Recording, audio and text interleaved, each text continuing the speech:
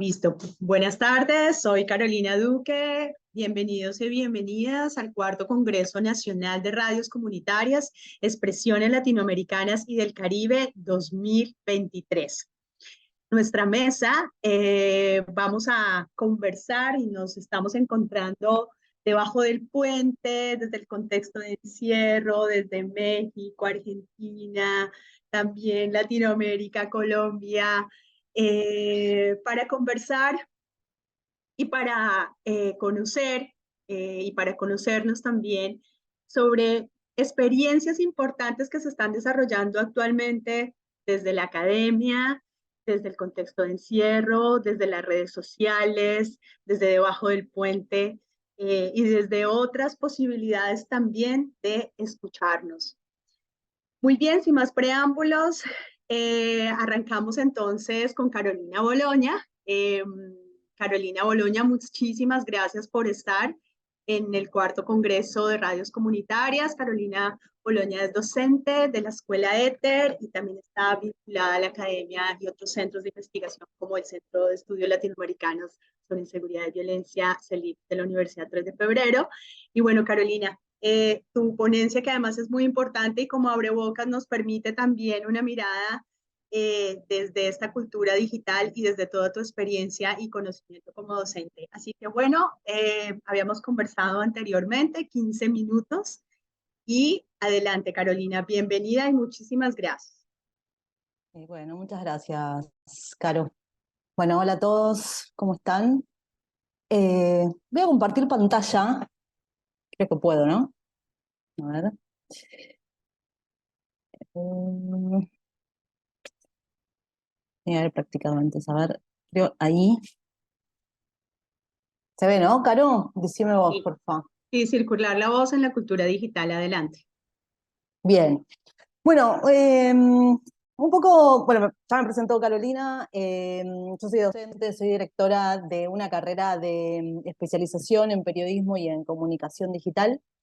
Y cuando me invitó Caro a participar sobre esta mesa y a hablar un poco sobre el paradigma sonoro, sobre el circular la voz, eh, se me ocurrió como empezar o sea, armar esta ponencia para contarles un poco cómo se trabaja ahí mismo en la especialización y cómo hacemos para pensar este nuevo paradigma sonoro y vincularlo dentro de lo que hoy es la cultura digital.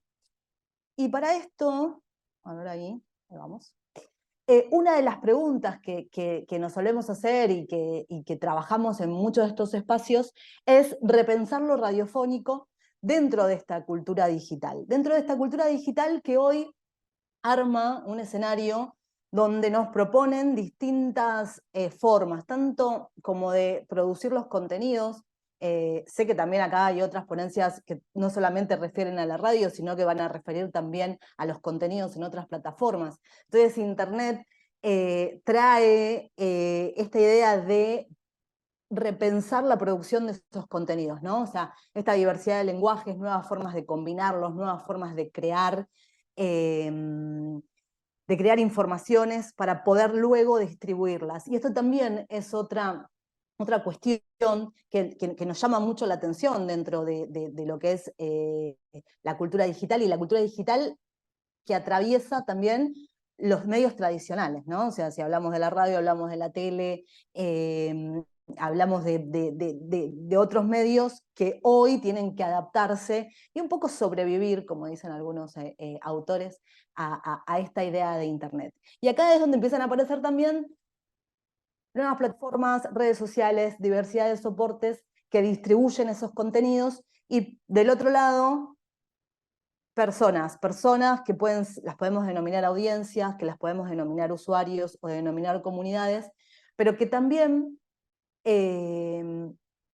lo que se propone dentro de estos cambios de paradigma es un consumo que tal vez es más personalizado y que también es un consumo que nos lleva a hacerlo a demanda, ¿no? Esto es, ya lo masivo no rige dentro de este paradigma, sino que el usuario también decide un poco cuándo ver y cuándo no ver, o cuándo escuchar y cuándo no escuchar el contenido.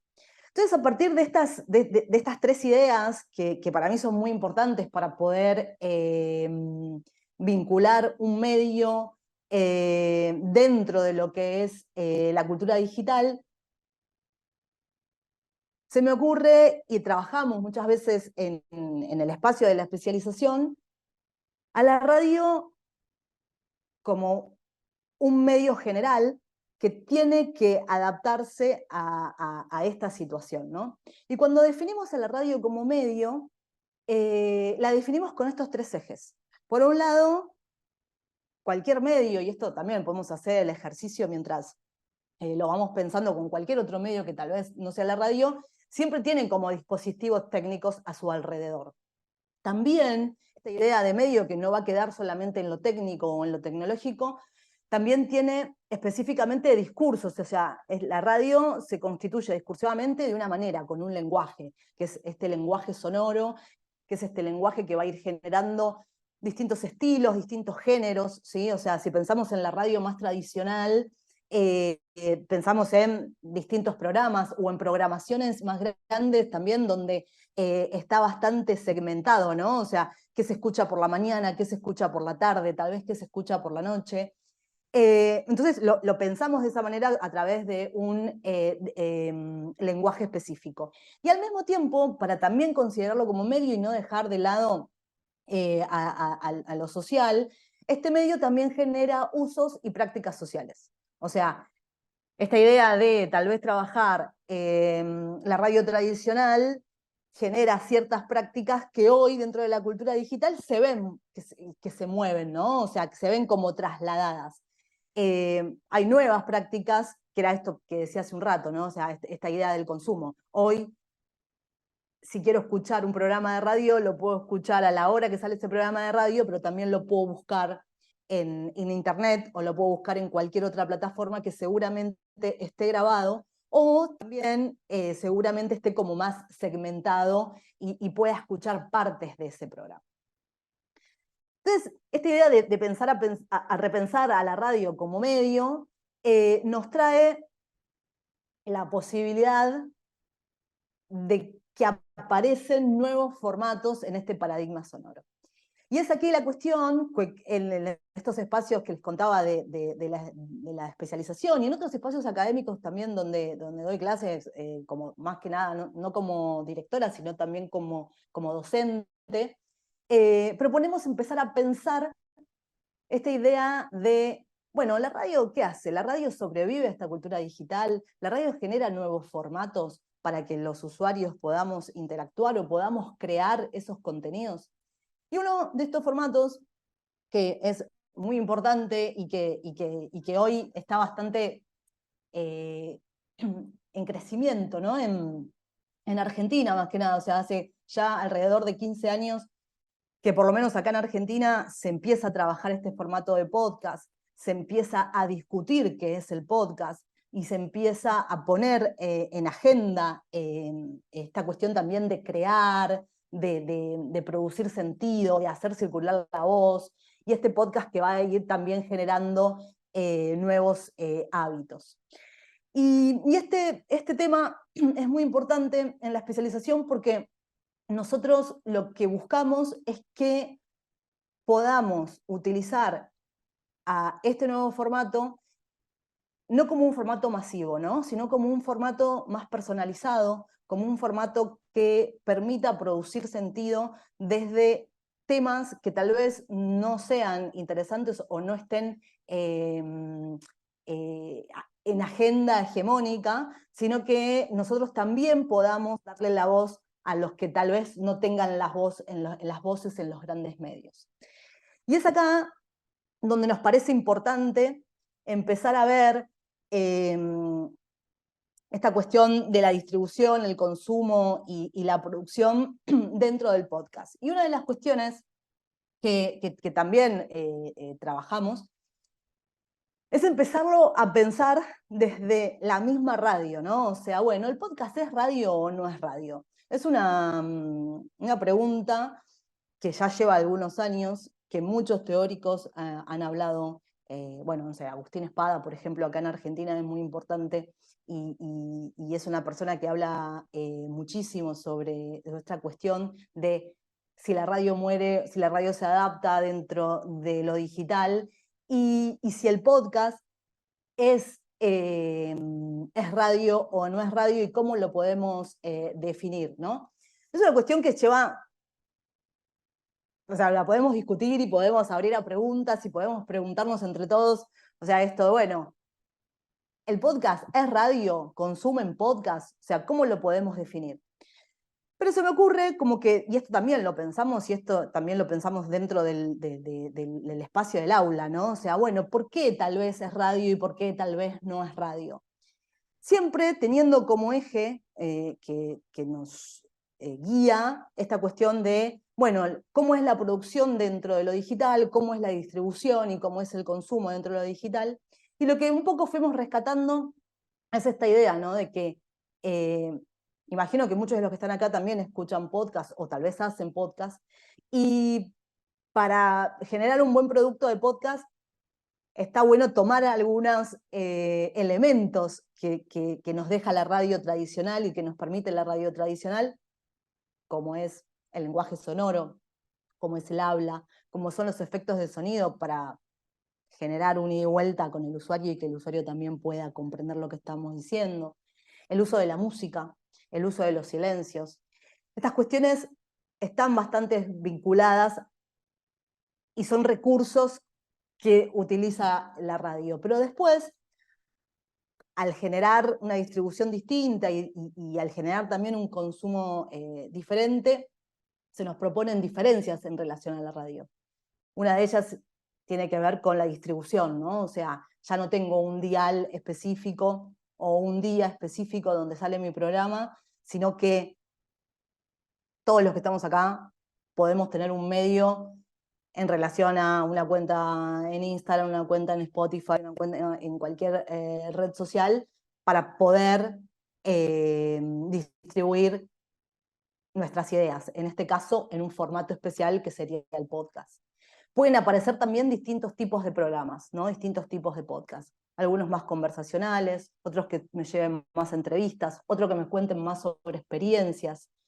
Algo importante que también este formato nos brinda es el no vivo, que es diferente tal vez a la radio. O sea, esta cuestión de donde va a ser un consumo que va a estar más denominado tal vez a demanda, estos tiempos que no van a ser en vivo, o sea, son muy importantes porque yo lo puedo escuchar en cualquier lugar, en cualquier espacio y en cualquier momento. Y otra cuestión también que nos permite mayor libertad es esta cuestión de la duración, ¿no? O sea, hoy el podcast, o sea, también que está en discusión, o sea, bueno, ¿cuánto tiene que durar un buen podcast? Y en realidad, o sea, el podcast, a veces digo en el aula, es, bueno, tiene que durar lo que tiene que durar, o sea, con lo que yo quiero contar en esa historia, según el storytelling que yo maneje para poder transmitir lo que quiera transmitir, es lo que va a generar esta duración. Y esto me parece interesante porque por un lado son recursos que se rescatan de la radio, pero por otro lado también son recursos que se toman de otras plataformas, ¿sí? O de otras narrativas, esta cuestión del consumo a demanda, del consumo más segmentado, ¿no? O sea, que se toma más de las series, o sea, yo voy, o sea, de lo audiovisual, ¿sí? O sea, voy generando distintas posibilidades de consumos narrativas, o sea, que tal vez antes la radio tradicional no me lo ofrecía. Entonces tenemos ventajas que la podemos sacar de la radio, y también tenemos ventajas que también las podemos eh, tomar de otras plataformas y de otras narrativas. Luego de más o menos pensar esto, ¿no? Pensar estas oportunidades que nos dan los viejos medios, podemos decir, a estos nuevos formatos, y este formato en particular de podcast, yo creo que nos trae bastantes oportunidades para poder hacer circular la voz. Primero porque podemos trabajar distinto a lo que se trabaja en un medio hegemónico de radio, donde tenemos que llevar una propuesta y donde esa propuesta tiene que ser aceptada para ingresar a una programación. Entonces ahí tenemos como más libertad, ¿no? Esta diversidad de temas y diversidad de intereses que van a ir apareciendo en agenda. Esta cuestión que decía recién, ¿no? Esta cuestión de los tiempos. O sea, necesito estos tiempos que requiero de la historia. O sea, ¿cómo voy a manejar esos tiempos que van a tener que ver más que nada también con la atracción que yo quiera tener con mi usuario? O sea, ¿cómo traigo a mi usuario para que ese tema le genere interés? Y por otro lado también esta cuestión no solamente de poder poner en agenda otros temas, sino de innovar en el abordaje, ¿no? O sea, que eso es algo también muy importante, que muchas veces cuando tenemos como ciertos límites para poder llevar adelante una temática, también vamos a tener esos límites en el abordaje de ese tema, ¿no? O sea, bueno, ¿cómo lo hacemos? O sea, ¿a quién entrevistamos? ¿Por qué entrevistamos a esas personas? O sea, solemos hacernos bastantes preguntas cuando estamos en la producción de un contenido, más que nada en este caso en particular, que les cuento desde mi experiencia, un contenido periodístico que tiene que generar interés a la mayoría de las personas y tenemos acá también la oportunidad de empezar a contar otros temas que tal vez no están en la agenda oficial de esos temas.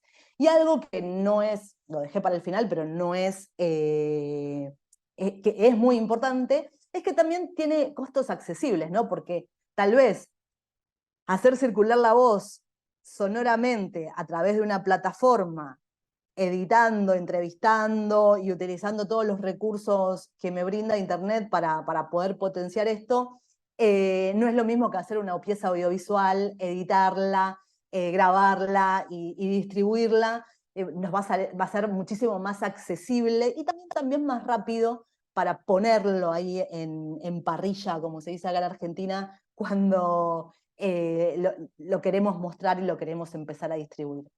Así que esos me parecen que son 4 oportunidades que obviamente se entrelazan y que nos presenta esta idea de este formato. Para que puedan conocer un poquito de los trabajos que nosotros hacemos y cómo los vamos ahí poniendo en marcha, en la especialización específicamente que se dicta en la Escuela Éter, acá en Argentina, que es bastante federal, no solamente se dicta en lo que es en la ciudad de Buenos Aires, sino que también buscamos distintas voces de otras provincias que también puedan contar sus historias, van saliendo esta idea de nuevas temáticas, maneras de abordarlos. En general aparecen experiencias, por ejemplo, la que está ahora en pantalla es una experiencia sobre salud mental, géneros y sexualidades.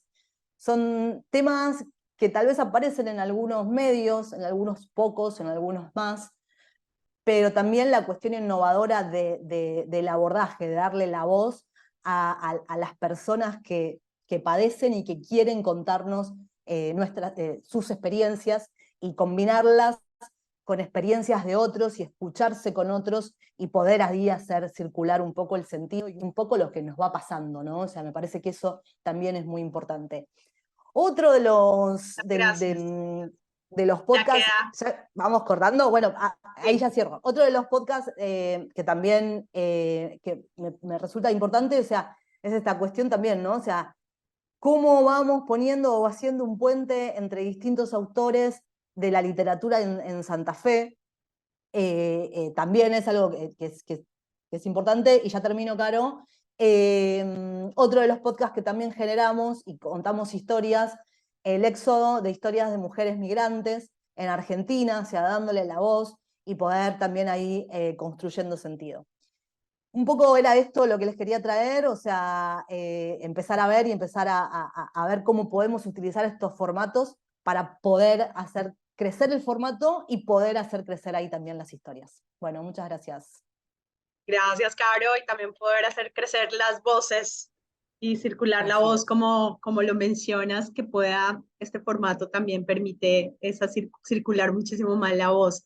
Muchísimas gracias, Carolina Boloña. Ahí ven la red de Caro, de Carolina, y también Escuela Éter, también pueden encontrar allí todo el conocimiento que que genera Carolina y sus estudiantes y la Escuela Éter de Argentina.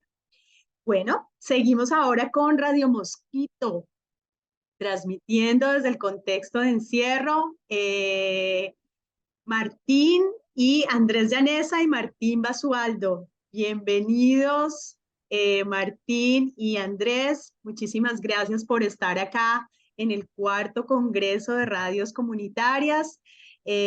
Admirar desde un principio, desde ya quiero comentar la admiración por el proyecto que ustedes han venido desarrollando y todo su proceso desde el contexto de encierro. Así que bueno, sin más preámbulos, bienvenidos y bienvenida a Radio Mosquito. Muy buenas tardes a todos.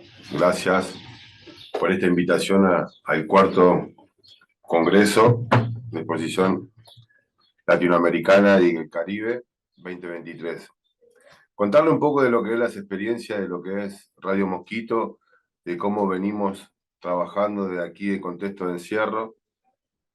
Para nosotros es muy importante poder tener esta voz, del cual estábamos hablando un toque con Andrés, de lo que venimos generando de aquí, de la comunidad Cusán, ¿no? Sede de lo que es la Universidad Nacional de San Martín.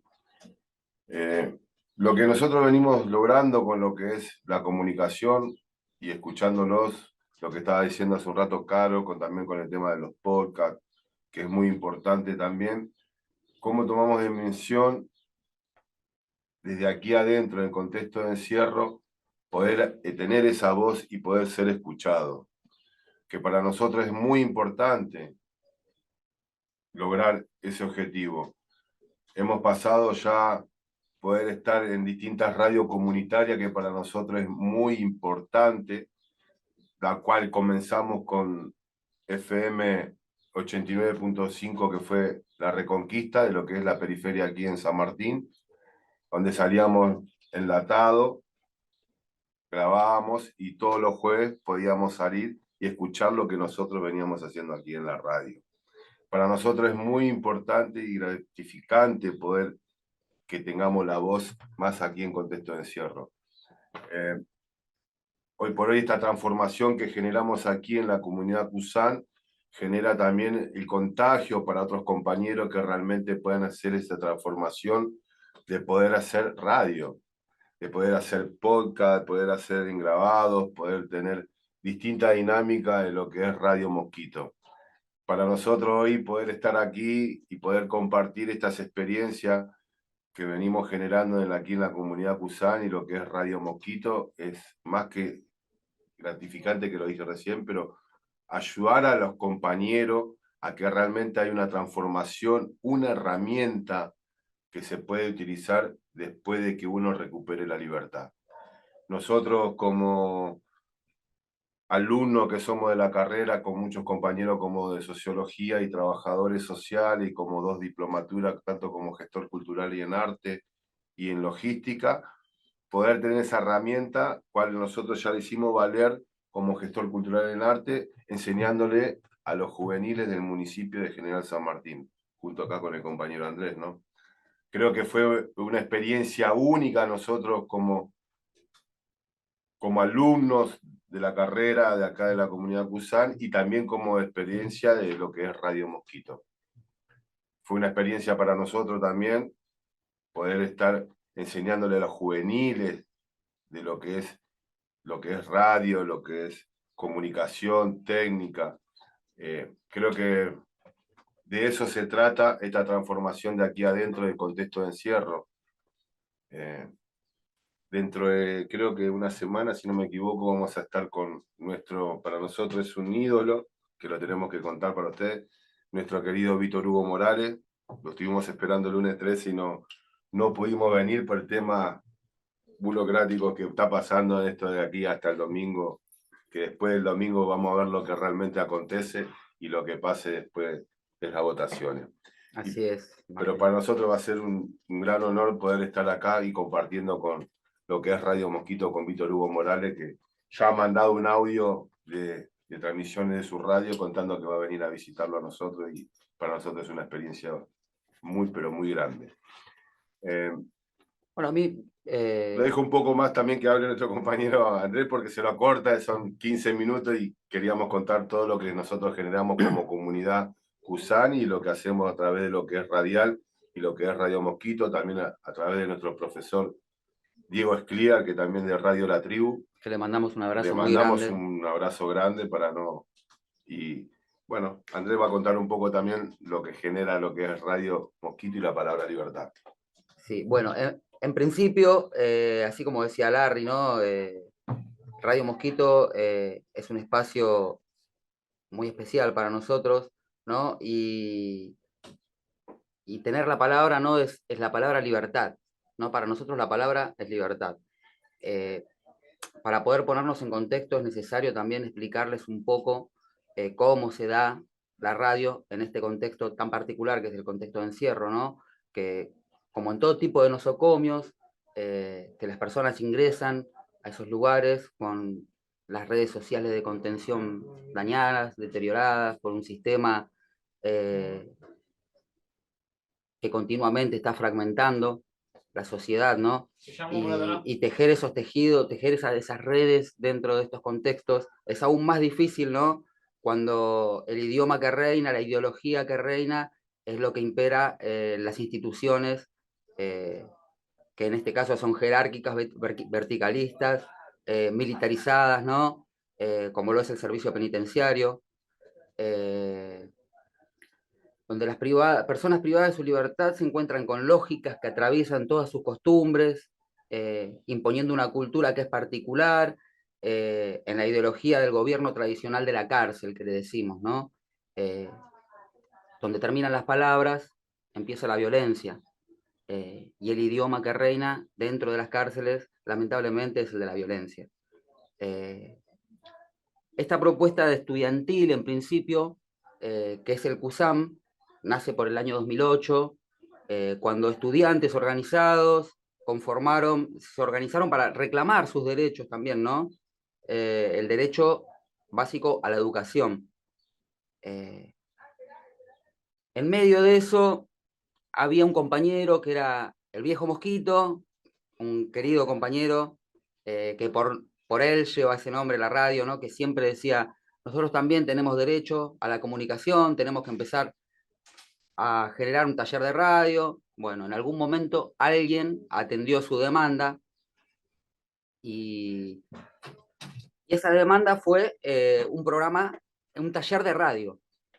Un taller de radio que en principio era la idea contar un poco las problemáticas que surgían, las inquietudes, y también se convirtió en un taller de narración, donde los compañeros se animaban a trasladar esas inquietudes, a contar, a dar su palabra, ¿no?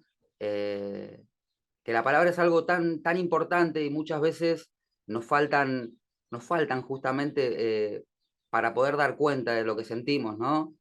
En este sentido, la radio nos enseña a reflexionar, nos enseña a pensar y a ver la realidad desde otro punto de vista, ¿no? Porque no solamente pensamos en las problemáticas de acá, sino que también damos nuestro punto de vista acerca de diferentes problemáticas sociales, temas que vamos abordando a través del conocimiento, a través de la formación, ¿no? Como contaba Larry, acá dentro del CUSAM se dan 2 carreras de grado, más de 16 talleres artísticos, eh, y nosotros siempre decimos somos CUSAM porque es muy loco cómo se conforma una comunidad dentro de un lugar en el que nadie quiere estar, en el que nadie desea estar, ¿no? Y muchas veces esa conformación de una comunidad vemos que se complica mucho hasta en libertad, ¿no? En la calle. Para nosotros es fundamental tener esa idea, de compartir esa idea a los compañeros que vienen, que ingresan al espacio, que vienen de las 3 unidades que alberga este complejo penitenciario, ¿no? Que son tanto mujeres, varones, y también estudian agentes del servicio penitenciario, ¿no? Y en un espacio, con todas las características de un espacio universitario que es autónomo, gratuito, que posee cogobierno, ¿no? en un espacio donde las autoridades no es el servicio penitenciario, sino que es un espacio de los detenidos, es un espacio que se genera por nuestras necesidades, que lo generamos nosotros, donde la universidad encuentra un lugar y a su vez donde nosotros encontramos un lugar dentro de la universidad, que muchas veces ese lugar es muy loco tener que encontrarlo estando privado de la libertad y no tanto haberlo tenido acceso a esa educación estando en libertad, ¿no? Así que bueno, desde allí se conforma un centro de estudiantes, digo, ¿no? Que se llama Azucena Villaflor. Azucena Villaflor, que es una de las madres de Plaza de Mayo, que por su militancia y su compromiso nos remite a esto, a la lucha por los derechos a la comunicación, por los derechos a estudiar, a formarnos. Y Radio Mosquito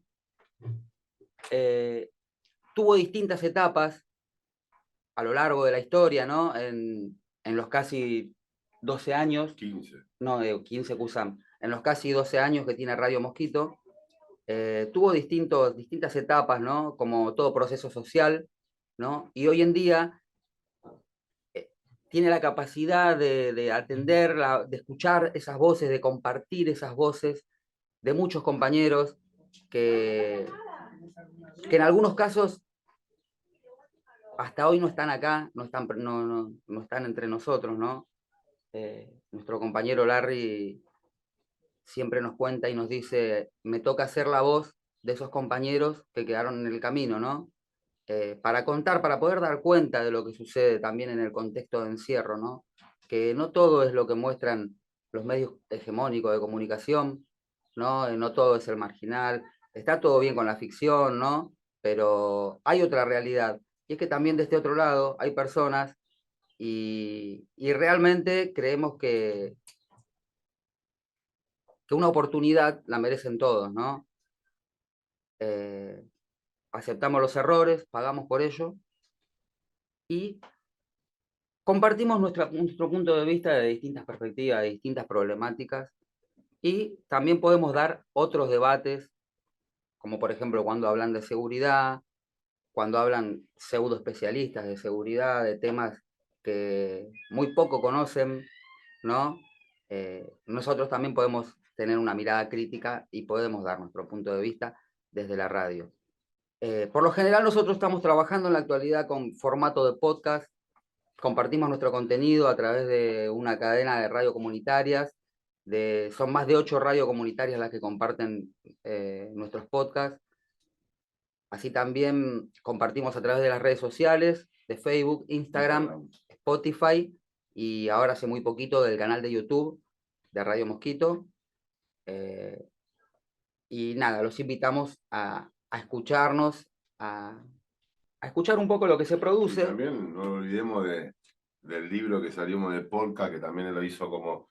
El libro lo hizo Ernesto Lamas y Gastón Montes, que son de radio comunitarias, donde la radio como un uso social. Están acá lo que realmente escribe Mosquito y Radio Oculta, que es de el penal de Devoto, que también están junto con nosotros, donde escribieron realmente los relatos que hay un compañero como Diego Tejerina, que ahora lo va a citar Andrés, que estuvo detenido también y ya está como licenciado sociólogo y donde tenemos un aula con su nombre y un referente de esta lucha, como varios compañeros que están aquí, que han salido en libertad y ya han recibido como sociólogos.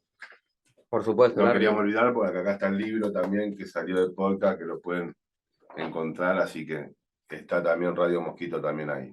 Uno de los primeros programas que tuvimos fue La Palabra Libertad, allá por el año 2012, que era un programa que buscaba comunicar las distintas cosas que sucedían acá en el espacio, ¿no? Problemáticas, reflexiones, dudas, inquietudes de los compañeros, ¿no?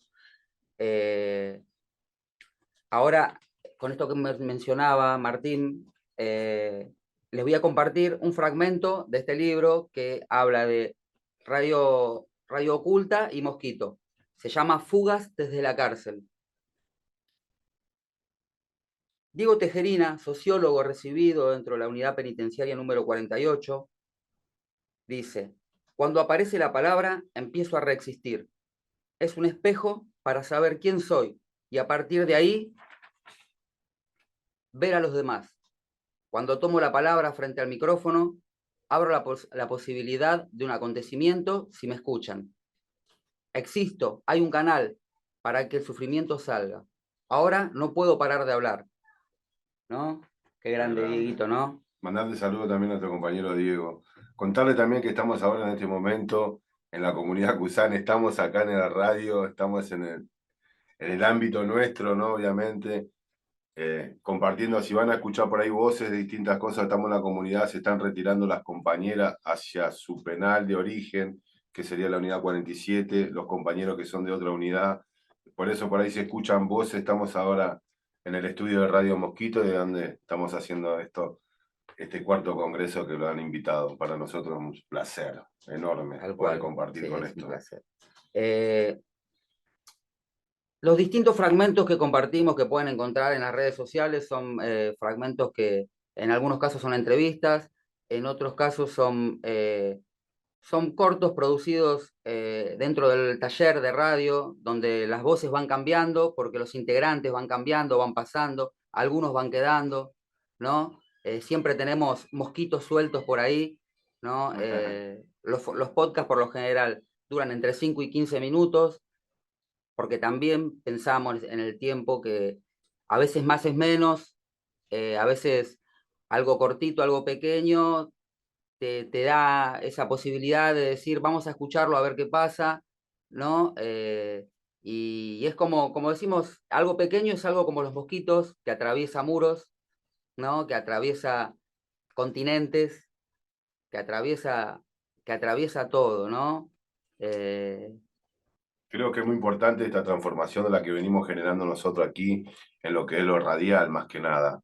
Como decía Andrés, de lo que estabas mencionando, el fragmento que dice Diego Tejerina, nuestro compañero sociólogo, y también de esta transformación de los marginados que estamos acá adentro, ¿no? Que siempre hablamos de situaciones, más allá de que uno dice que se mueran ahí adentro, que está la puerta giratoria, lo que se genera también en lo social y lo que nosotros generamos a través de lo que realmente sí hay otra oportunidad y la transformación. Por eso apostamos a lo que es la palabra libertad, Radio Mosquito, Voces haciendo ruido. y voces haciendo ruido también de lo que es el régimen abierto, todo lo que se viene generando también con lo que es la comunidad Cusán. Esta transformación es para el afuera poder demostrarle también el cambio de la oportunidad que pueda tener cualquier persona que se encuentra privado de la libertad o también en lo social. Queremos Sí, remarcarlo, ¿no? acá también creemos que todas las voces son importantes, nos encanta tener siempre integrantes nuevos, ¿no? Que los integrantes vayan circulando, que se vayan quedando, ¿no? Y en algunos casos que el día de mañana puedan trabajar, ¿no? Puedan pensar en un futuro también, la herramienta, la radio como una herramienta también, ¿no? Como una herramienta para poder vivir de eso como cualquier trabajo. Y creo que nosotros generamos y venimos apoyando a lo que es la educación en contexto de encierro y a la educación pública. Creo que abrazamos eso y mantenemos lo que es radial también. Así que gracias por esta invitación que lo dieron en este cuarto congreso. Y espero que los puedan seguir también por las redes sociales, por lo que venimos trabajando y lo que venimos haciendo, lo que es Radio Mosquito, la palabra libertad. Bueno, vamos Y cerrando para cederle el perdón, lugar. Andrés, Sí. les quedan 2 minutos y me gustaría, si pueden redondear, perdón, Andrés, ¿cómo pueden las demás radios comunitarias vincularse con Radio Mosquito? Pueden encontrarnos en las redes sociales, en Facebook, Instagram, como Radio Mosquito, Radio Mosquito @cusam, ¿verdad? Y en YouTube también como Radio Mosquito, con el logo, no sé si no compartimos el logo. Compartimos también. Ahora enseguida les voy a compartir en el chat el enlace para que puedan contactarse con nosotros. Y bueno, creo que podemos ceder el espacio ya a los compañeros. Sí, cedemos el espacio. Agradecerle de verdad por estos minutos que lo dieron para poder estar brindando lo que realmente la palabra libertad y Radio Mosquito de aquí, lo que es la comunidad Cusán en contexto de encierro. Como decimos nosotros, a lo largo y a lo ancho de nuestro país. Un saludo a todos los que se encuentran privados de su libertad también. Siempre lo remarcamos. Gracias de verdad por estos tiempos que nos dieron para poder expresar lo que es radio comunitaria y lo que generamos nosotros de aquí, lo que es adentro del contexto de encierro. Andrés, bueno. Sí. Bueno, muchas gracias. Ya, como lo dijo mi compañero, es un gusto enorme para nosotros poder estar acá y es una experiencia súper enriquecedora. Y bueno, ahora enseguida voy a compartir ahí en el chat para que podamos ponernos en contacto con quienes deseen. Así que muchas gracias, abrazo grande. Muchas gracias, Andrés, muchas gracias, Martín, y felicitaciones nuevamente por todo el proceso que ustedes han estado durante todos estos años para la transformación de todos y todas, porque finalmente también es un ejemplo para nosotros y para nosotras de escucharnos y de avanzar y de buscar también salidas de proyectos de vida distintos, más igualitarios, más democráticos. Seguimos entonces y vamos con nuestros siguientes expositores, Carlos Quijada Morales y Jimena Félix Piri de la Universidad de Sonora.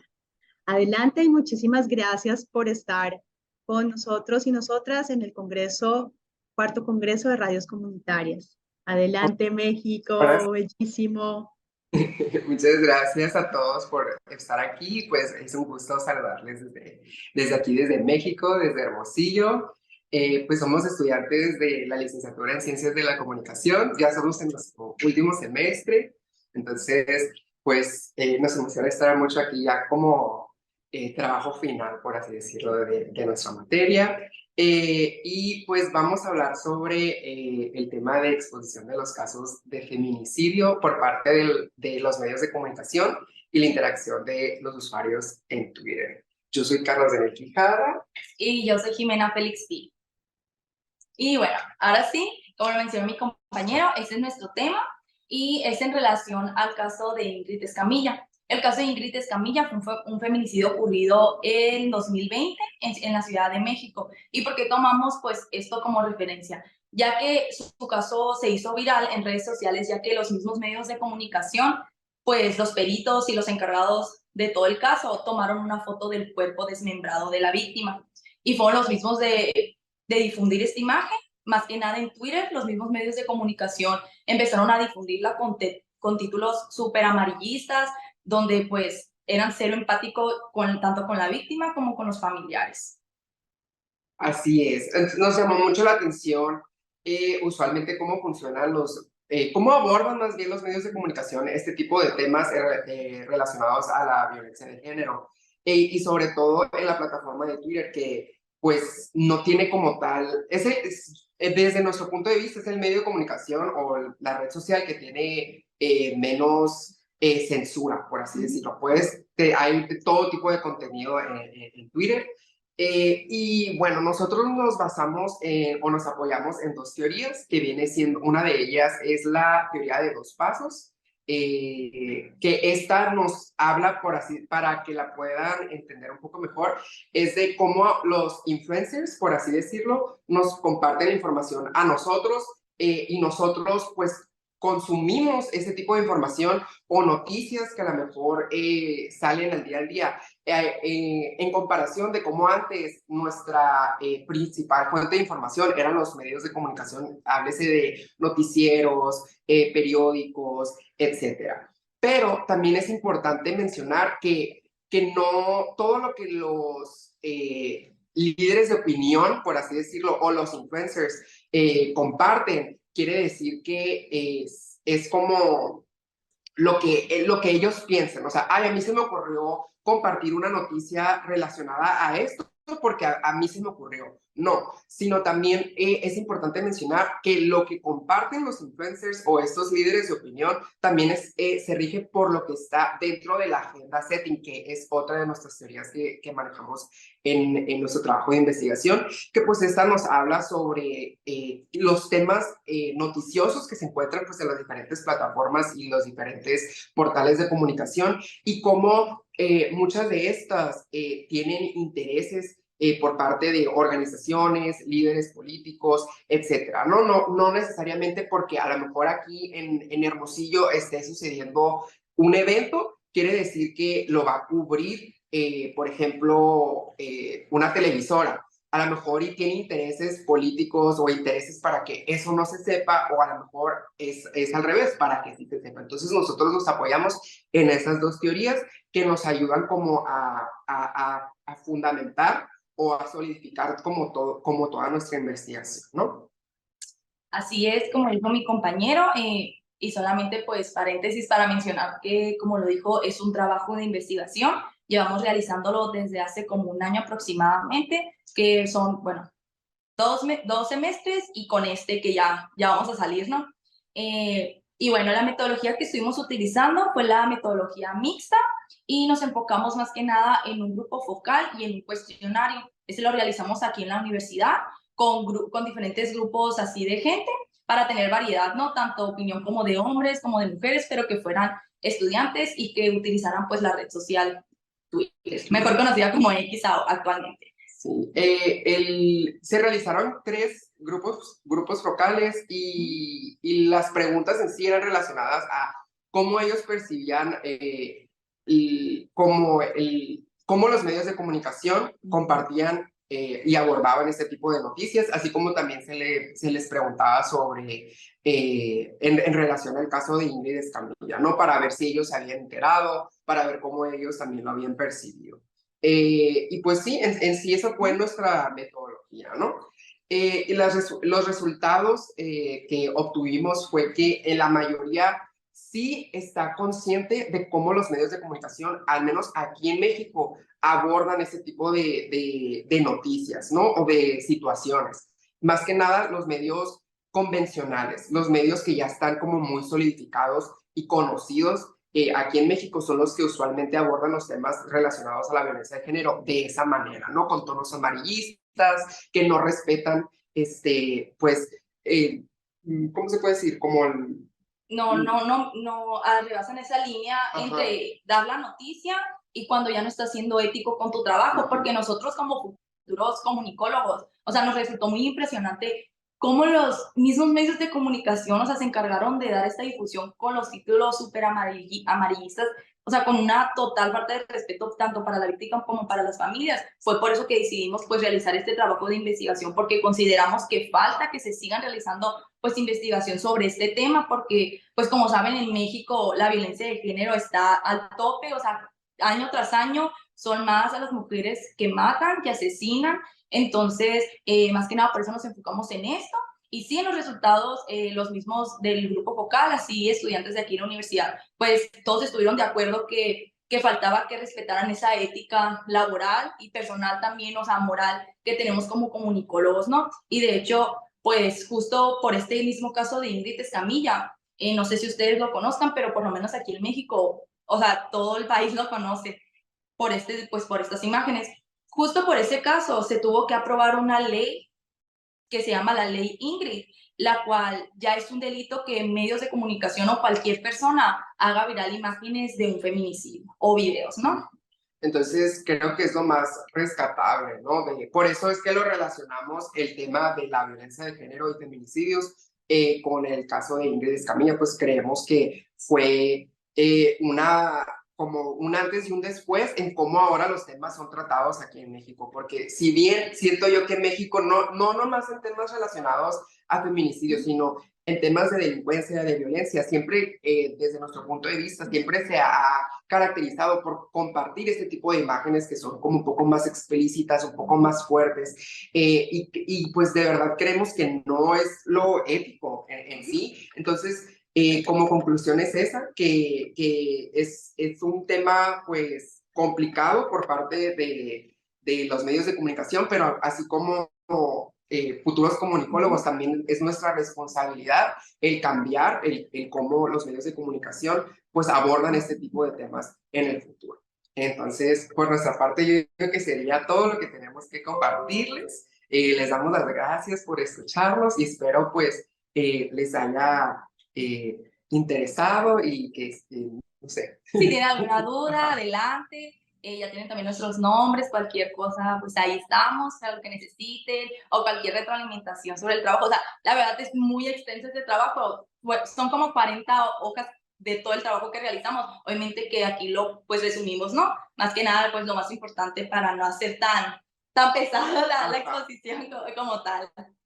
Bueno, no, les quedan 5 minutos y lo que les podría, lo que podrían, si lo consideran como cuáles son esas conclusiones o que, digamos, en los medios o Twitter, ¿no? Que ustedes recomendarían o dentro de la investigación como conclusiones, digamos, a nivel comunitario, qué posibilidades tenemos de transformar estas formas de presentar las noticias, pero también de asumirlas y de conocerlas, ¿no?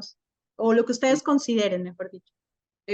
Pues como uno de nuestros resultados, la mayoría pues en sí todos los participantes del grupo focal nos comentaban que estaban en total desacuerdo de cómo se abordaban este tipo de noticias, que debían de cambiar y como en su totalidad fueron comunicólogos a los que entrevistamos. Entonces, eso nos da como, por así decirlo, ¿cómo se puede decir? Como, uy, no sé cómo decirlo.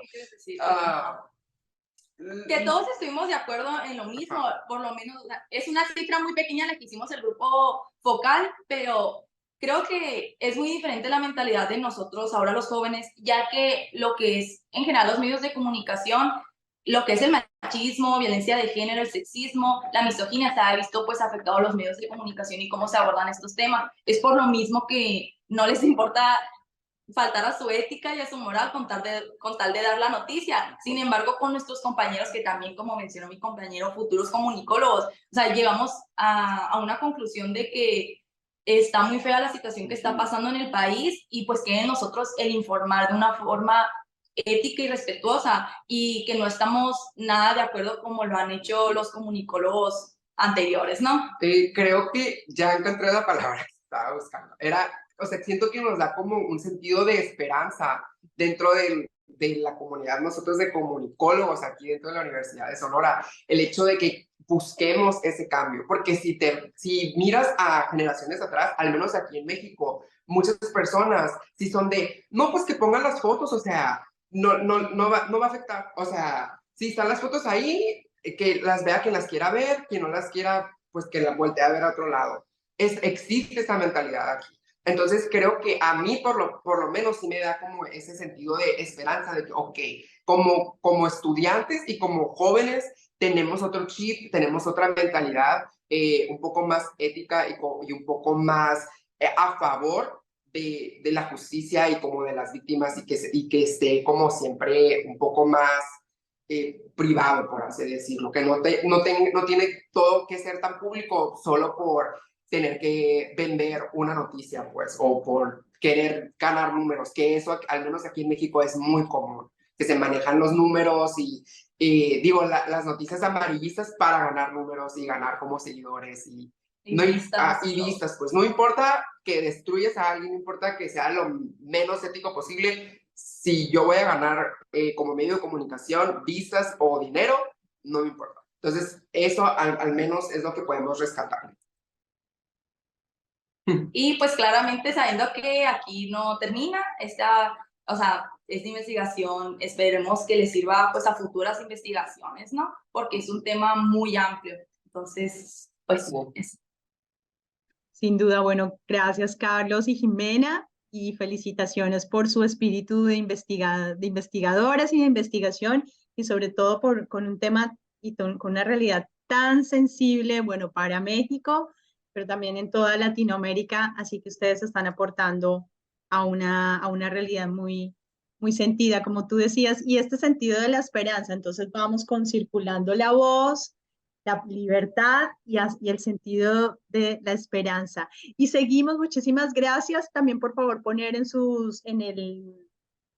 el chat sus redes sociales, donde pueden encontrar el estudio. Y bueno, gracias también por estar en el cuarto Congreso de Radios Comunitarias. Y bueno, vamos de México a Francia con Edgar Escamilla Tiburcio, de la Universidad Sorbona de París. Así que adelante, Edgar. Muchísimas gracias también por estar en el cuarto Congreso de Radios Comunitarias, en nuestra mesa de experiencias radiofónicas, Voces desde los Márgenes. Bienvenido, Edgar. Hola, muchas gracias, gracias por la introducción. Eh, bueno, pues como pueden ver, bueno, sí vivo en Francia, vivo en París, pero bueno, estudié la licenciatura en México y bueno, la maestría, pues la estoy estudiando justamente en la Universidad de París uno, en la Sorbona, bueno, en una de las tres Sorbonas, porque hay tres Sorbonas, pero bueno, todas son la misma en teoría, ¿no? Y estoy muy agradecido con la oportunidad de poder compartir con ustedes. Me han parecido muy interesantes todos los proyectos, absolutamente. Eh, Creo que definitivamente nos queda pequeño a todos, ¿no?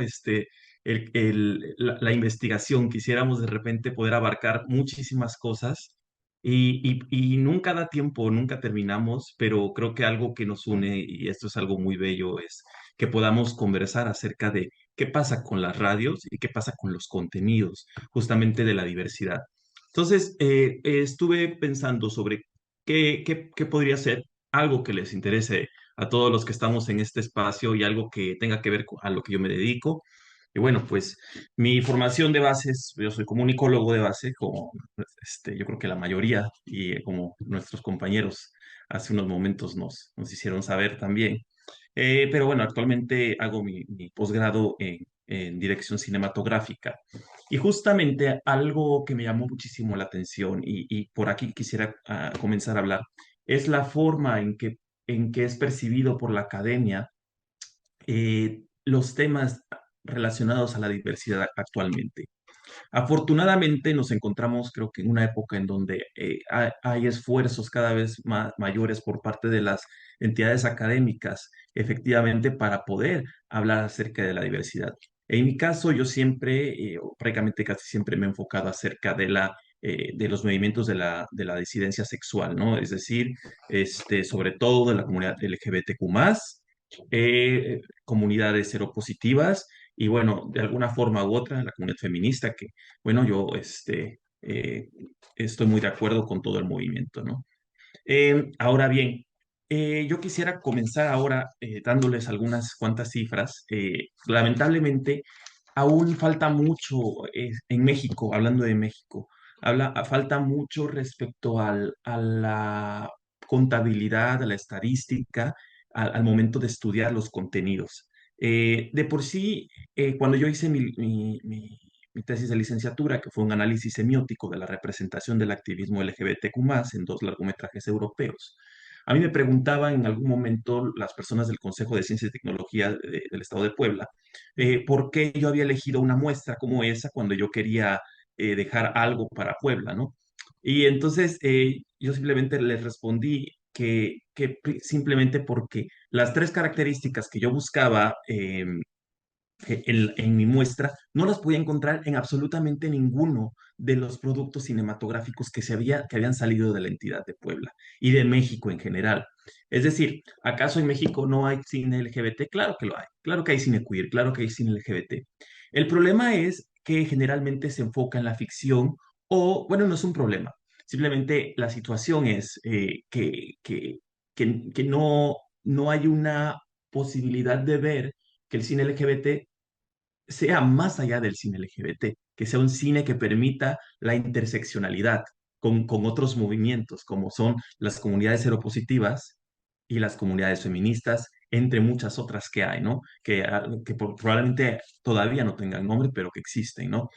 Entonces, justamente las dos películas en las que yo me enfoqué, bueno, pues tenían estas características que era, una, hablaban de un movimiento que aunque tenía en su centro a la comunidad LGBTQ+, sí convergía o permeaba con otras más, o se aliaba con otras más. Dos, que eran movimientos que sí existieron y que estaban documentados por la historia, y estos fueron los movimientos de ACT UP, que hasta hoy en día existen, y el movimiento de los mineros, que fueron apoyados por el movimiento de Lesbians and Gay Support the Miners en los años 80, cuando Margaret Thatcher, bueno, y se deshizo lamentablemente de los mineros, ¿no? Entonces, quiero compartir con ustedes algunas estadísticas del año 2022-2023 respecto a cómo GLAAD es un organismo que se dedica a contabilizar justamente en qué momento estamos de la televisión americana, aclaro, la televisión americana, porque ellos sí tienen un organismo que se dedica a eso. En México tenemos el INCINE y tienen una buena contabilidad, una buena estadística, pero falta mucho. O sea, no, los estudios de GLAD son absolutamente profundos y bueno, seguramente tienen mucho presupuesto para hacerlo. Entonces, fíjense, en este reporte de 2022 a 2023 nos dicen que eh, de todos los personajes protagónicos en horario estelar que se transmitían en las series públicas americanas, 659 personajes fueron en total, y de esos personajes protagónicos solamente 70 fueron de la comunidad LGBTQ+. Y eso indica que hubo un descenso en la cantidad de personas LGBTQ+ dentro de las series. Anteriormente habían sido 92, este año fueron 70. Es un decrecimiento de 1.3%. Además de eso, hubo 31 personajes LGBTQ+, que fueron no protagónicos, entonces sumamos, se hacen 101 personajes en transmisión a nivel nacional, pero eso nos indica que hubo un decrecimiento de 40 personajes. Es decir, en el año 2021-2022 hubo 141 personajes, ahora el siguiente año hubo 101. Entonces, ahora esto se vuelve aún más grave. De todos estos 101 personajes, solamente 1.3% eran personajes que tenían VIH en la historia. Y de todos estos, solamente 27 personajes LGBTQ+ tenían alguna discapacidad. Entonces, justamente aquí es donde nos vamos dando cuenta cómo es que nunca terminamos de realmente representar a todas las personas. Es bastante complejo, pero justamente también creo que es una forma de cuestionarnos a nosotros, y de cuestionar sobre todo a las redes sociales, que hay mucha gente de repente que habla acerca de la inclusión forzada, ¿no? Y bueno, que realmente hay una inclusión forzada, pues me parece que no. Me parece que las estadísticas no mienten, que hay mucho trabajo por hacer aún. Y bueno, ahora quiero compartirles, de todos estos personajes, eh, hay otra contabilidad que son los personajes que salen en las plataformas de streaming, contando HBO, Apple TV, Netflix, Disney, etcétera. Aparecen un total de 596 personajes LGBTQ+, es un número bastante alto en comparación con los de la televisión nacional americana. Pero lamentablemente de esos, el 29% no volverán a aparecer en la serie. ¿Por qué? Ya sea por cancelaciones, o porque el personaje se muere, o porque el actor no quiere regresar al show, o porque son miniseries, o porque son antologías. Entonces, nuevamente nos volvemos a poner el tema en cuestión, ¿no? Eh, em, ¿Hasta cuánto podemos nosotros llegar con nuestro esfuerzo? Bueno, esa es una pregunta muy amplia, pero definitivamente hay un esfuerzo que se tiene que seguir haciendo de parte de nosotros como académicos y como creadores de contenido, como cineastas, no sé cómo se defina cada quien aquí. Pero bueno, ahora, ¿de qué me di cuenta yo en mi investigación del análisis semiótico? Y eso es algo que sí quisiera compartir con ustedes. Eh, para, eh, Tal vez ustedes no conozcan estas películas, les voy a dejar aquí el nombre. Una se llama Pride y la otra se llama 120 battements par minute, o también se le conoce como 120 latidos por minuto. Las puse aquí en el chat. Justamente estas dos películas, que son las que retratan estos movimientos de ACT UP y el movimiento de Lesbians and Gay Support the Minors, eh, efectivamente, son películas que tienen una gran cantidad de signos y una gran cantidad de trabajo de historia, ¿no? Se ve que hay un muy buen manejo de parte de los directores respecto a la historia de cada uno de estos. Algo que es muy, muy interesante es que comparten muchos signos en común. ¿Qué signos comparten en común? Bueno, evidentemente, no sé si ustedes lo conozcan, el triángulo isósceles rosa, que hace referencia a los homosexuales que eran etiquetados durante el Holocausto. Eh, Otros, por ejemplo, utilizan la fiesta, la celebración, es parte de la cultura LGBT.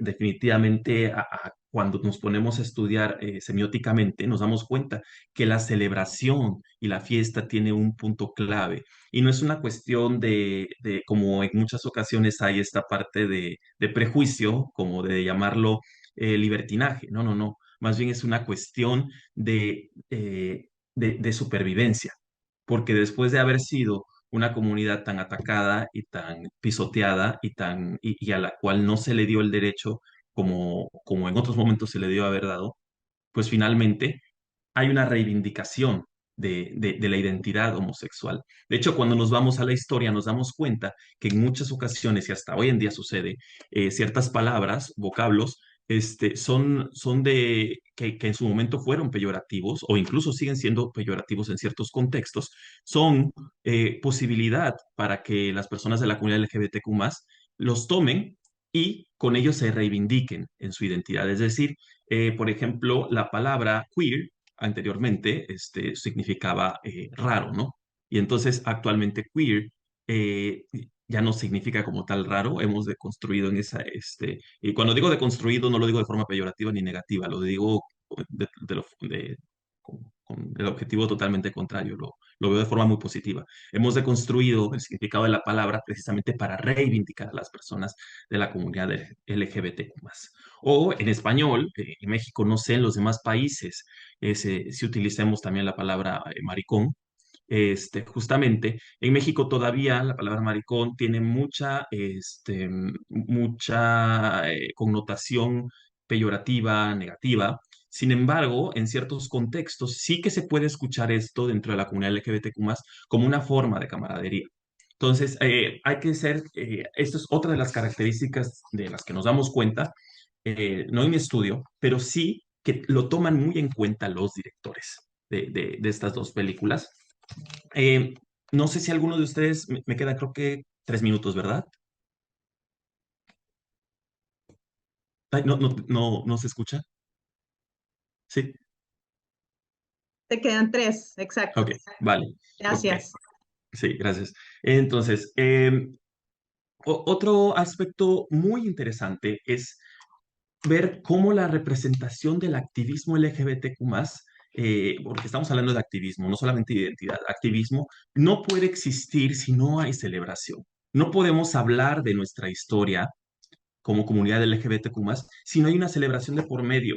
Y eso no quiere decir que tenga que haber vicios o excesos, que los pueda haber, como en cualquier espacio, sino que tiene que ver simplemente con esta reivindicación. Entonces, la fiesta, la celebración, es otra de las características, otro de los signos que se utilizan. Ahora bien, no podemos dejar de lado a la comunidad seropositiva. La comunidad seropositiva, como sucede, por ejemplo, en el movimiento de ACT UP, yo recuerdo bastante bien en la película de 120 latidos por minuto que todas las personas que estaban dentro de la comunidad, justamente todos se decían que eran seropositivos. No obstante, no todos lo eran, pero estaban allí por causa común, porque querían apoyar el movimiento, y bueno, por ello se identificaban también como seropositivos a nivel social. ¿Qué sucede? Sucede que finalmente nos damos cuenta de que este movimiento es un movimiento que, aunque en la película es representado mostrando en ciertos cuadros que ellos irrumpen en las primarias para hablar acerca y en las secundarias para hablar acerca de salud sexual y entregar preservativos a los jóvenes de manera gratuita, ellos son aprehendidos por eso, ¿no? Y son castigados por eso. Hoy en día, en el contexto en el que nos encontramos, sabemos que eso se ha convertido en lo necesario para la juventud, para los adolescentes, para los universitarios, para las personas en general, ni siquiera es exclusivo de la academia eso.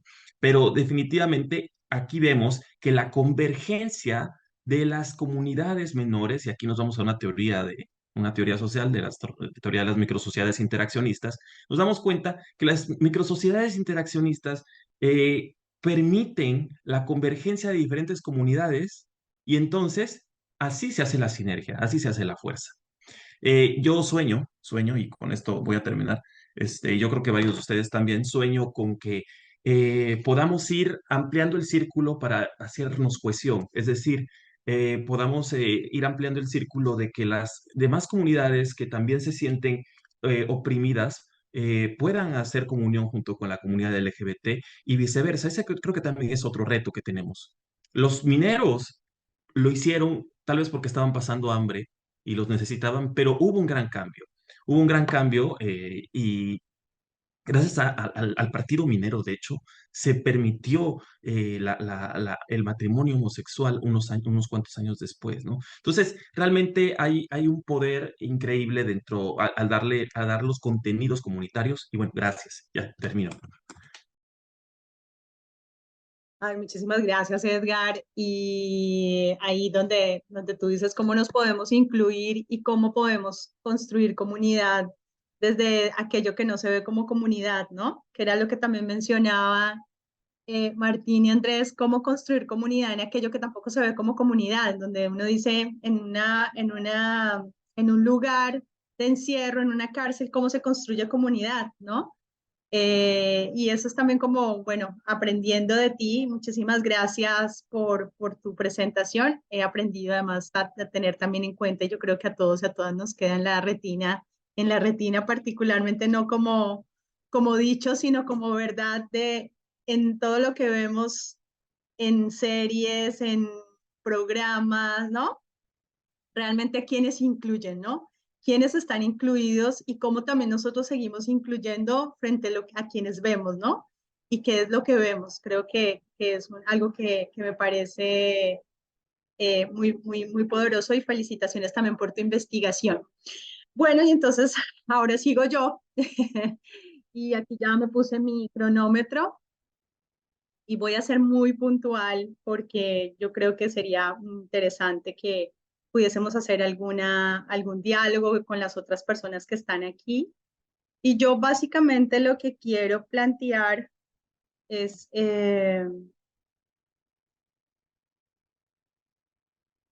son dos aspectos que no son menores y son muy amplios, pero que quiero como acercarme a ellos y pues es un proceso que está en construcción con Debajo del Puente. Debajo del Puente es una iniciativa que surge en pandemia de un grupo de trabajo que en su momento se llamaba Políticas de Seguridad, Violencias, Políticas de Seguridad y Resistencia. Yo no soy comunicóloga, creo que soy acá medio como que no, soy abogada, entonces, pero como siempre digo, como que soy abogada del otro lado. Eh, y frente a mi presentación es sobre voces que derriban muros y tenía también que ver un poco con lo que mencionaba en la mesa y cómo se construyó también la mesa y pues las presentaciones de ustedes y es voces desde los márgenes, ¿no? Es como qué son esas márgenes o quiénes son estas márgenes y entendiendo que precisamente lo que hemos querido con Debajo del Puente, como les comento, ya llevamos 32 programas, los hemos transmitido en vivo, ahorita estamos en un receso porque estoy en proceso de confirmación de una emisora, pero igual están los podcasts también en Spotify, en la página del Consejo Latinoamericano de Ciencias Sociales, que es quien también ha apoyado sin duda de manera determinante la iniciativa, pues porque además el grupo de trabajo que ahora se llama Violencias, Gobiernos y Democracia, también soy co-coordinadora con dos colegas que son Luciana Guinga de Argentina y Rochelle Fellini de Brasil. Entonces, ¿cómo derribar muros? Y son voces que derriban muros, voces desde los márgenes, y uno de los muros que definitivamente sabemos y conocemos y que también promueve Debajo del Puente son precisamente estos muros que se convierten en barreras del conocimiento. Entonces, estos son como los dos aspectos que quiero traer como una reflexión muy breve y es, bueno, ¿cuáles son esas barreras del conocimiento? Y también cómo la voz se convierte en una capacidad de la persona, cómo desde este enfoque de las capacidades la voz puede llegar a ser determinante, y lo es porque hay miles y miles, y yo diría millones de ejemplos, y este es uno. Acá vemos cómo Radio Mosquito es un ejemplo de precisamente cómo se pueden desarrollar las capacidades a través de la radio, cómo pueden generarse procesos de transformación de lo que somos, pero también de lo que podemos llegar a ser. Entonces, desde lo conceptual, uno de los elementos de análisis de debajo del puente es el pensamiento abismal, entendido como estas líneas radicales que dividen estos saberes, las experiencias, los actores y saberes que están entre estas líneas que son visibles, inteligibles, que pueden ser útiles, o sea, cuando hablamos también desde la perspectiva de Foucault, cuando la información, el conocimiento es poder, y que están en un lado de la línea, y aquellos saberes, experiencias, actores que son invisibles, ininteligibles, olvidados, que se consideran peligrosos, y los que están de ese otro lado de la línea, ¿no? Y precisamente cómo cruzar esa línea del pensamiento abismal, cómo poder hacer visibles estas voces. Estoy hablando aquí, traduciendo, digamos, o dándole un contexto en términos de las voces y de lo que puede significar la radio, en cruzar ese pensamiento abismal, en poder cruzar y hacer visibles estos saberes, las experiencias y actores que no están legitimados por estas líneas radicales, en donde qué es lo útil, qué es lo que realmente sirve, ¿no? Y algunos otros criterios que ahora pues no me voy a detener, o enfoques. Entonces, con Debajo del puente es una experiencia radial, porque a través de la experiencia de hacer el programa de radio, los principales actores, o sea, desde donde surge, es desde la academia. Y con académicos y académicas, y esto lo he mencionado en otros espacios, al principio, cuando invitábamos a colegas del grupo de trabajo o a otros colegas que digamos, de Latinoamérica, siempre preguntaban, bueno, pero ¿cuánto debo preparar mi ponencia? ¿Cuántas páginas? ¿Cuántos elementos? En fin, entonces es ya empezar a darle un poco la vuelta, como se dice, a lo que significa presentar el conocimiento que no está dentro de un esquema formal, ¿no? Es como esas estructuras que a veces también son rígidas. Entonces, a través de este programa de radio, y precisamente debajo del puente, o sea, debajo del puente también significa este pensamiento abismal, ¿no? Son estas voces que están ahí, y que también es un conocimiento que está ahí, porque finalmente a veces el conocimiento académico se queda en ciertos lugares. Entonces, empezar por también preguntar distinto. Muchas veces sabemos que lo mencionaban Jimena, Carlos, también lo mencionaba Edgar, bueno, ¿cuáles son estas preguntas de la investigación? Pero también estas preguntas de la investigación en aras de generar y de promover el conocimiento y de democratizarlo, de ponerlo en otras palabras, de compartirlo, también surgen preguntas o preguntar de una manera distinta. Eso también, debajo del puente, he tenido esa posibilidad, que estas preguntas de investigación se pueden traducir o se pueden presentar mejor de otra forma, o se pueden preguntar estos problemas de una manera que permita también abrir este espacio de conocimiento y sobre todo un espacio de reflexión en donde no solamente la academia esté, sino también estén los colectivos sociales, estén personas, estén organizaciones, esté la misma institucionalidad que muchas veces también tiene, en el caso de la institucionalidad, unos esquemas totalmente rígidos, y preguntar distinto significa como poner en otro lugar, incluir al otro desde su saber. Y algo que también considero que es supremamente importante en Debajo del Puente y que ha sido como experiencia radial vital, es vincular el afecto y la amabilidad. O sea, en estos espacios académicos también hay ciertos tipos de bullying, de burlas, de ciertas prácticas que también muchas veces cierran estas puertas al conocimiento, terminan configurándose barreras al conocimiento. Y el hecho de vincular y de humanizar el conocimiento y de ser amables, considero que y ha sido como un logro importante en Debajo del Puente, en permitir estos procesos también desde la amabilidad y de conectarse con el otro, que hasta el mismo investigador o investigadora comillas, lo digo con mucho respeto, pero vea la realidad que ha investigado y la conozca de viva voz, pero además se conecte de una manera diferente. Eso también ha sido importante debajo del puente. Y por último, las voces y las capacidades de ser y estar en el mundo. Y en ese sentido, bueno, dentro de las barreras de conocimiento están cuáles son, digamos, un informe sobre investigación y desarrollo, perdón que me devuelvo un momento con relación a cuáles son, a que las barreras de conocimiento tienen que ver con investigación y desarrollo en términos de proyectos de investigación de ciencias sociales y demás. Hay recursos muy limitados. Perdón, un segundito que debo callar aquí un momentito, por favor.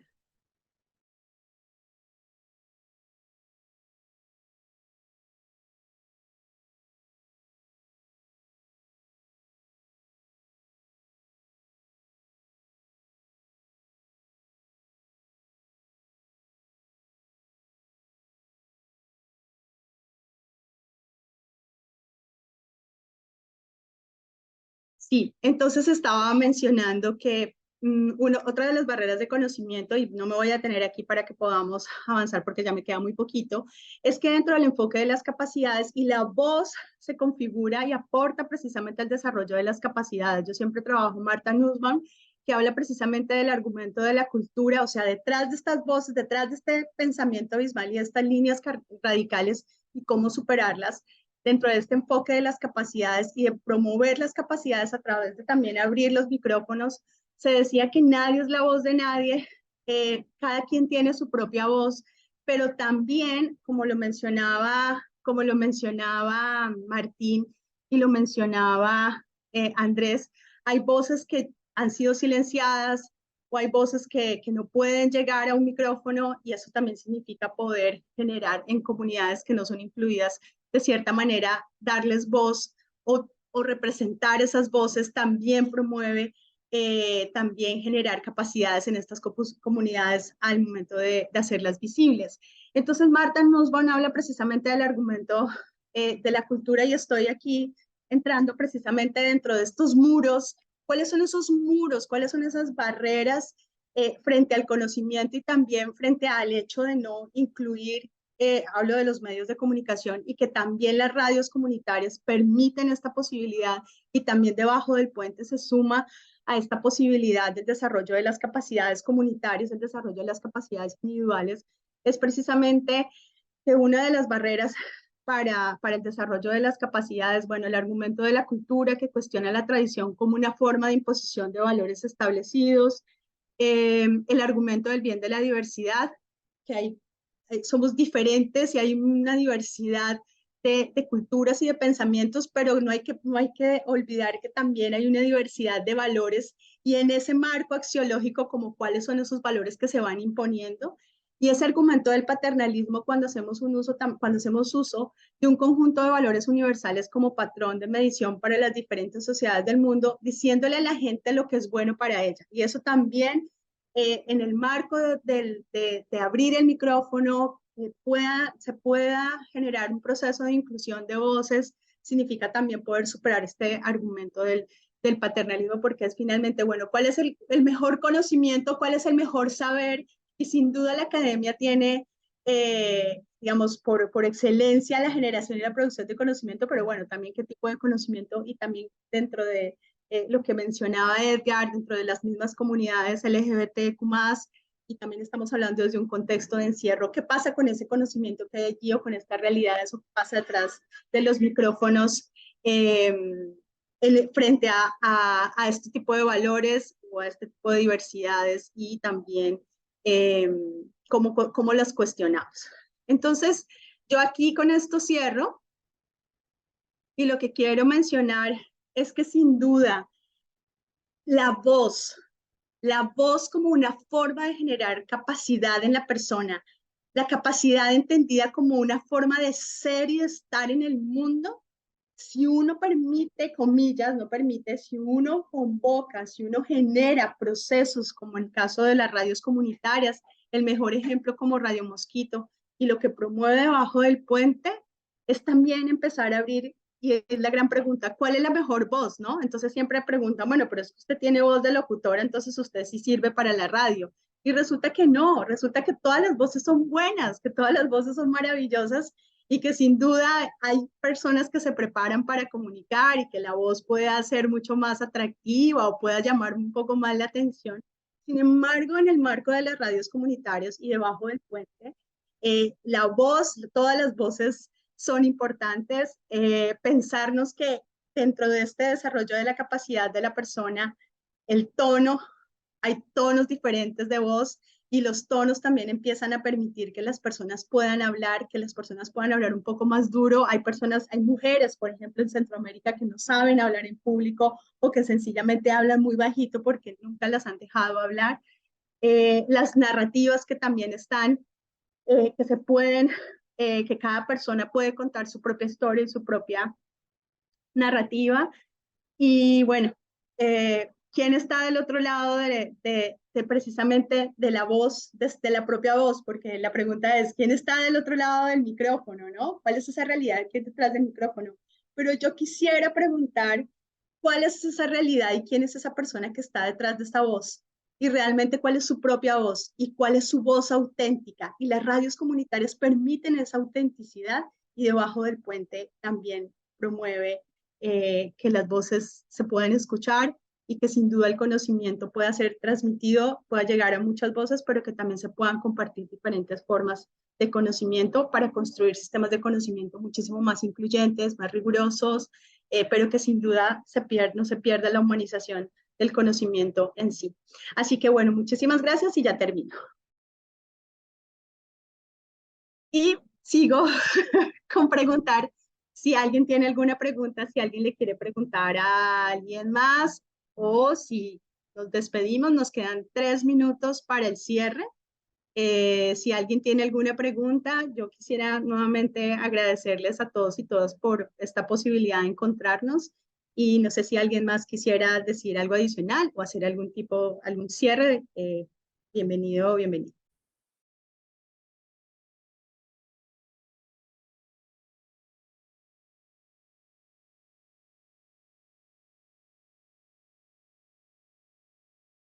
Bueno, entonces nos vamos. No olviden que este programa va a ser también, aparte que está siendo transmitido por Facebook, también va a estar en el YouTube de Claxo TV y también en las redes sociales. Y por favor, a quienes estén allí, poner sus datos para el certificado. Y les agradecemos muchísimo por estar en el 4º Congreso de Radios Comunitarias y voces desde los márgenes, pero voces muy poderosas.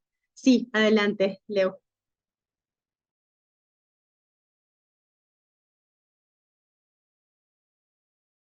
Leo, tú estabas Sí, levantando la mano, sí. perdón. De parte de la organización queremos pedirle a todos los ponentes si por favor pueden abrir su cámara para tomar una fotografía representativa de esta sala.